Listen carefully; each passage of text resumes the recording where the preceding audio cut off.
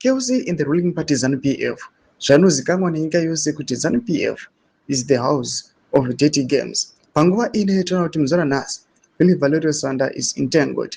Panguva ine achisekiwa kana kuti panguva ine achachudzwa nevanhu kunzi you've been betrayed by the people you protected, you've been betrayed by the people you saved. Nzarabira mashua mranyikwa panguva ine nakumana ve anti 2030 achachi deliver a message to him to subscribe or like on the bell icon. Timda paenda president anti 2030 orochikora zvakananda anoposta Philip Valerio Sanda muri kuona mudajira chiti Valerio Sanda betrayed by the one he saved.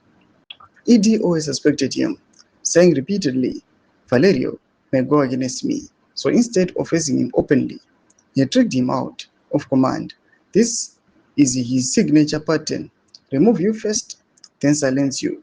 Valerio, don't trust ED, I warn you. Toma developments are pangwa ine. Ajizi Valerio Sanda, pangwa ine was betrayed.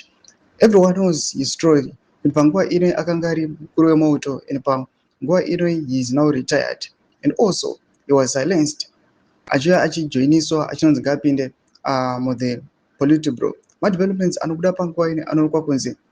Ma rumors embotaura kuti he was promised kuti he might be one of the vice presidents. But panguva ine kuchotoka ma developments ari kuitika munyika, everyone now is confused.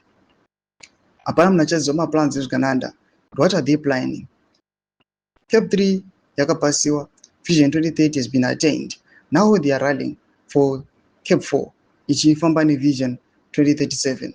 Ma developments ari kubuda panguva ine ari kunyatsokusiya panguva ine kuchotoka these 2017 generals, all of them have been betrayed, especially the vice president Constantino Chiwenga. Ma developments ari kubuda panguva ine ari kunzi the ruling party ZANU-PF don't trust anyone. Pina comment section medu zofungura aima tulipa mzora pachitwa ichi.